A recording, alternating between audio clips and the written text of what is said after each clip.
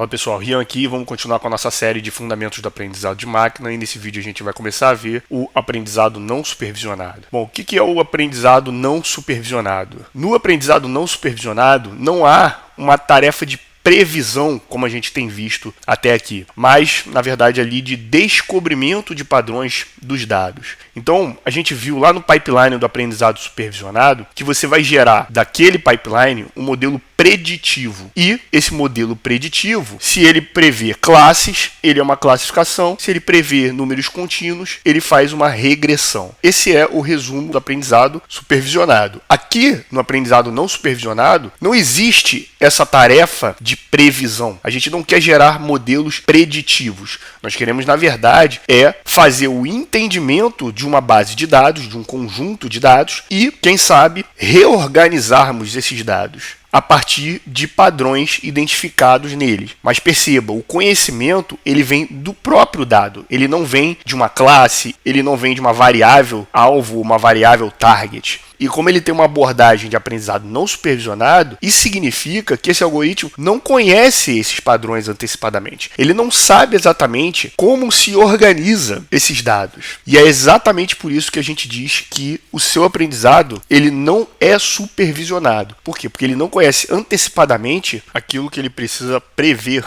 para depois ser testado. A base de dados que ele recebe é a própria base de dados em que ele vai aplicar o conhecimento adquirido. É sempre importante lembrar que quando a gente está falando de aprendizado, seja o supervisionado ou não supervisionado, a gente está falando de técnicas específicas de inteligência artificial. E uma coisa muito interessante é que o aprendizado não supervisionado, ele se assemelha muito mais à condição de aprendizado humano, porque o aprendizado humano, se você parar para pensar, nem tudo, na verdade, a maior parte do nosso conhecimento, ele não é acompanhado de um rótulo. A gente simplesmente nasce, olha para o universo e já começa daí a aprender. A gente já começa a diferenciar coisas, individualizar coisas, agrupar coisas devido à sua natureza. E esse paradigma de aprendizado é exatamente o que é aplicado para esses algoritmos aqui não supervisionados. É um entendimento sem que você tenha um gabarito do lado. E é por isso que a gente também pode dizer que o algoritmo de aprendizado não supervisionado ele vai ter apenas dados de saída, porque ele utiliza a própria base de dados para aprender sobre ela e aplicar sobre ela também o conhecimento adquirido, transformando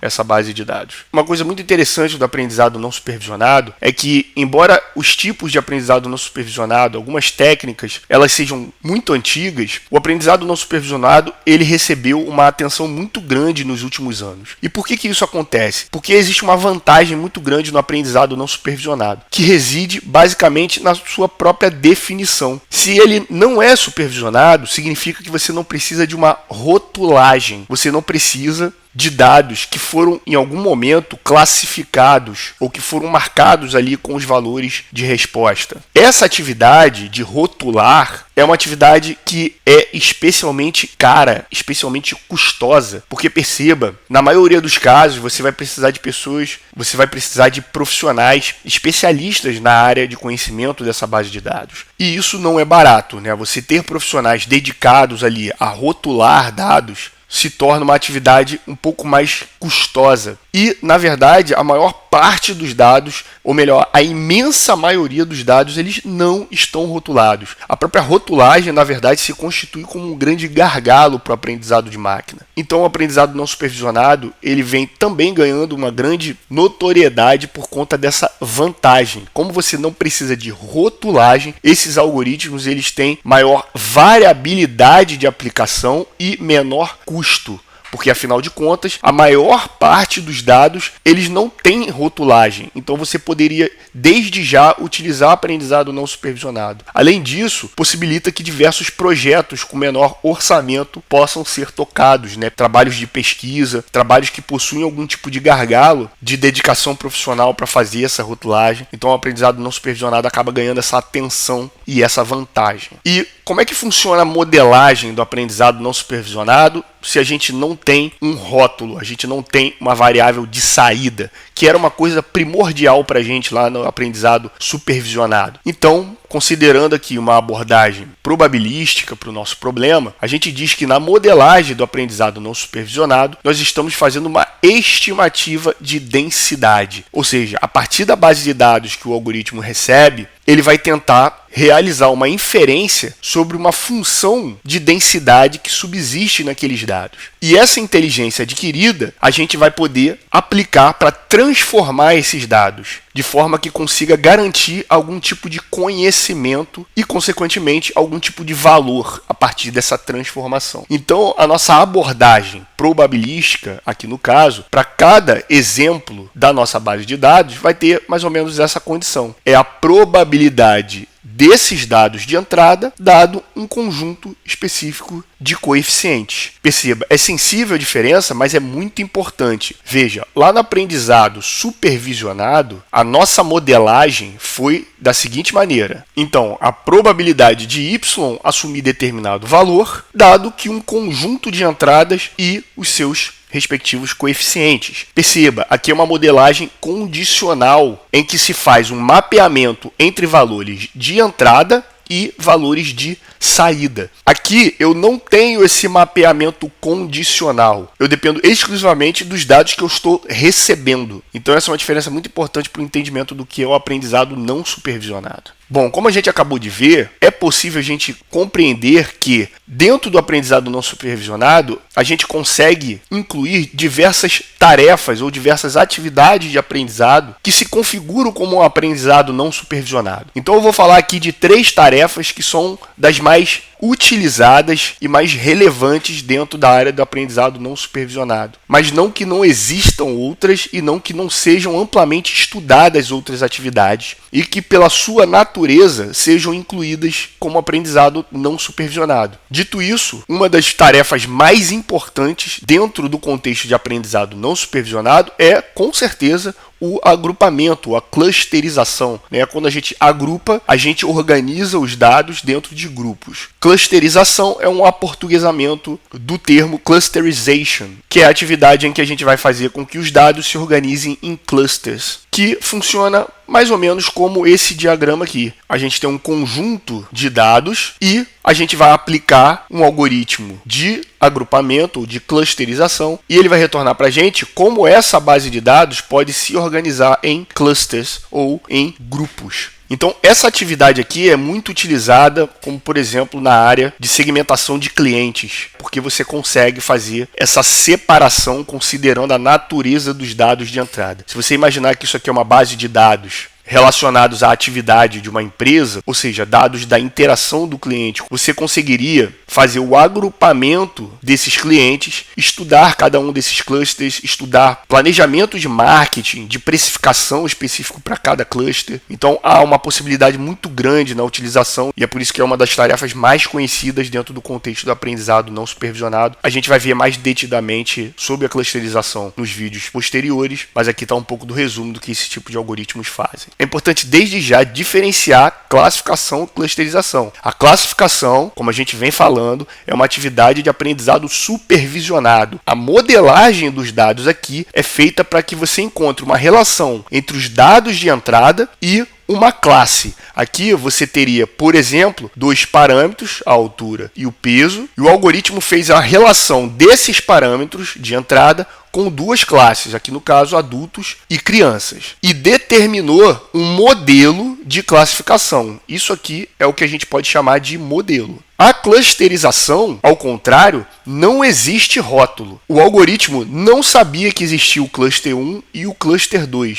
Ele simplesmente recebeu esses 2 parâmetros, peso e altura, e ele encontrou esses grupos aqui que a gente chama de cluster 1 e cluster 2. É possível que se você fizer uma análise desses clusters, você identifique que um corresponda aos dados de crianças ou com características de crianças e esse cluster que se corresponda a dados com características de adultos. Mas perceba, esse algoritmo aqui jamais soube que isso estava relacionado com essas classes. Aliás, aqui não há o conceito de classes.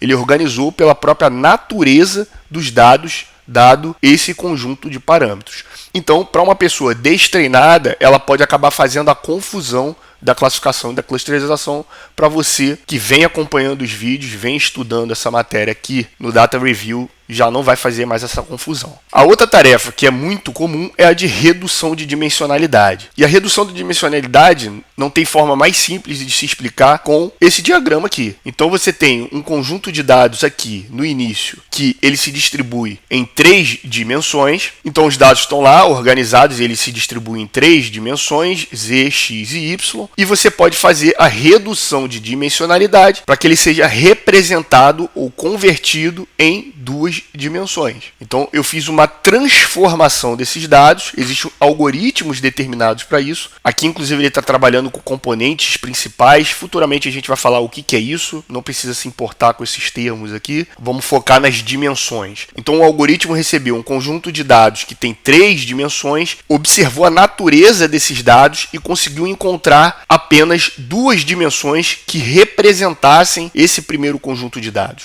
E da mesma maneira, a gente consegue aplicar novamente esse algoritmo e converter esse conjunto de dados para uma dimensão apenas. Então, ele analisou esse conjunto de dados em 2 dimensões, identificou uma característica ali que poderia expressar as 2 dimensões em uma só. Então, aqui está uma atividade clássica de aprendizado não supervisionado, mais especificamente o de redução de dimensionalidade. Eu quero que vocês percebam que na maioria das vezes a gente vai trabalhar com conjuntos de dados que são muito maiores do que 3 dimensões. Mas perceba, apenas a terceira dimensão é possível da gente visualizar, concorda comigo? Aqui é um cubo, inclusive dependendo da ferramenta a gente consegue até visualizar esse cubo de forma dinâmica e iterativa.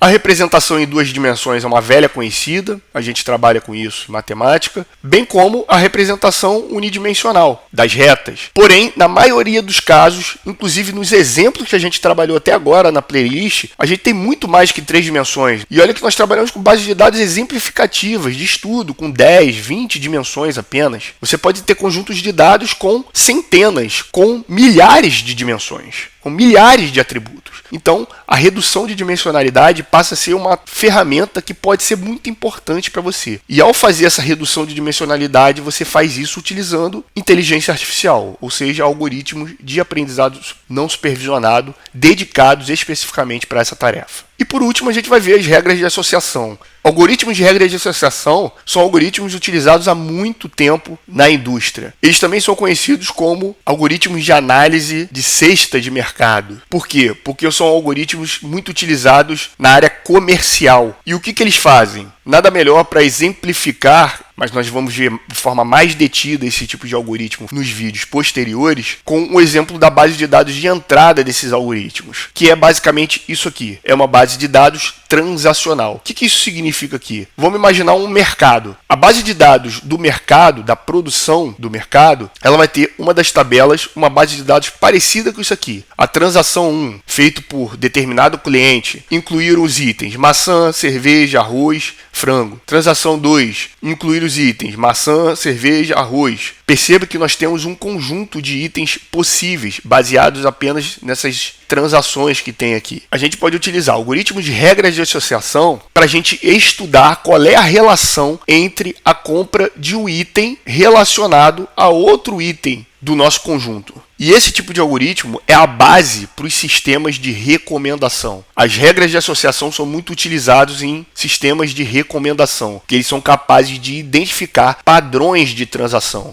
Ou seja, por exemplo, identificar que existe um padrão muito forte de que quem compra maçã também compra cerveja. E aí, na área de conhecimento, na área de aplicação desse conhecimento, você pode direcionar uma estratégia de marketing, de precificação, toda ela orientada para esse tipo de conhecimento. Então, para esse vídeo era isso. Se você gostou, peço que curta, compartilhe com quem você acha que pode ser interessante o conteúdo e a gente se vê no próximo vídeo.